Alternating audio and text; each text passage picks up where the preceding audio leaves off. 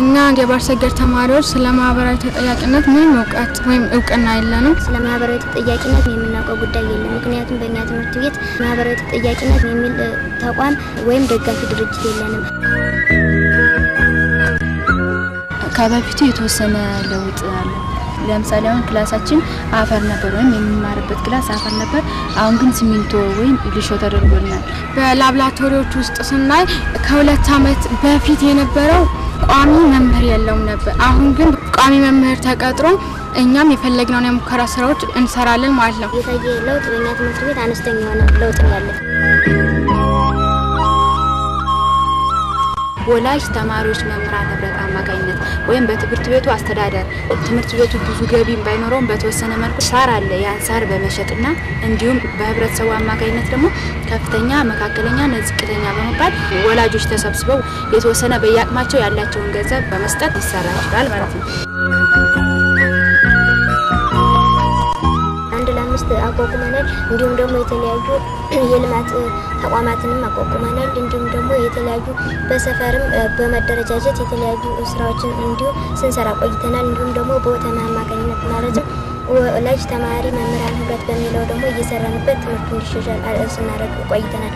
አሁን በዘንድሮ አመት ላይ በወላጅ አማካኝነት ብር እየተጣለ ዳ ሀብታም እንዲሁም መካከለኛና በጣም ዝቅተኛ ዳ ወይም ፍጹም ደህንነት በሚለው ብር እየተጣለ በወላጅ እየተዋጣ ሲሚንቶ ሊሾ ተደርጎልናል። ያደረግን ያለነው ነገር ብር አዋጡበት በሚባል ጊዜ ወላጆቻችንን በምንጠይቅበት ሰዓት በቶሎ ፈቃደኛ ላይሆኑ ይችላሉ። ምክንያቱም እኛ ተምረን የት ደረጃ እንደምንደርስ ብዙ እውቀት ስላልነበራቸው ማለት ነው። አሁን ግን እኛ እነሱ በግዴታ የጉትጉታ ስሜት ሳይሆን እኛ በፍላጎታቸው በእነሱ ፈቃደኝነት እኛ የት እንደምንደርስ ተምረን የት እንደምንደርስ በማስረዳትና እንዲሁም ደግሞ እኛን እንዲገመግሙ በማድረግ የሲሚንቶ ወይም ሊሾ የተደረገው ደግሞ በተማሪዎችና በወላጆች ድጋፍ አማካኝነት ነው። በመጽሐፍ እጥረት አማካኝነት ተማሪው በቃ ለማንበብ የሆነ ዝቅተኛ ነው። ምክንያቱም የሚፈልገው መጽሐፍ በላይብራሪ ውስጥ ስለሌለ ማለት ነው።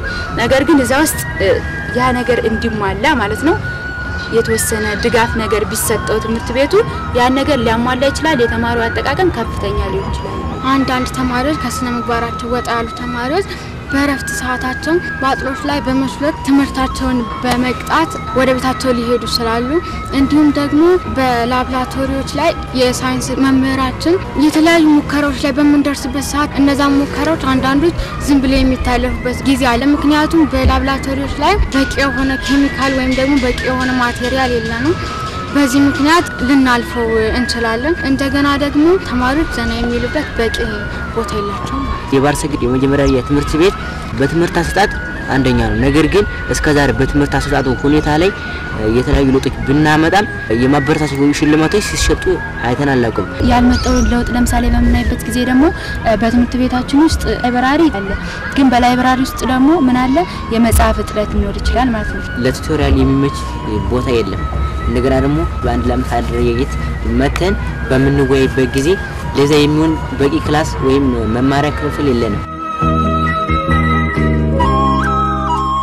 ሁሉም ተማሪ ወላጅ ተግቶ ሲሰራ ነው። አሁን ምሳሌ በትምህርት ቤታችን ውስጥ ተማሪዎች የራሳቸውን ድርሻ መወጣት አለባቸው። በአንድ ለአምስት አደረጃጀት ከተባለ የቡድኑ ግኒዳ ወይም አባሉ ሁሉም ተማሪዎችን ወደ ጥሩ ደረጃ ላይ ማብቃት አለበት። እንደገና ደግሞ በወላጁ ላይ አሁን የዚህ ትምህርት ቤት ለውጥ ሊመጣ የሚችለው በየተለያዩ ድርጅቶች ወይም አጋዥ ተቋማት ሲኖሩት ነው። የመጽሐፍ እጥረት ደግሞ ለማሟላት መንግስት ወይም ተማሪዎችና ወላጆች የተወሰነ በመተባበር ወይም ውይይት በማድረግ ድጋፍ ቢያደርጉለት ያ የመጽሐፍ እጥረት ሊሻሻል ይችላል ማለት ነው።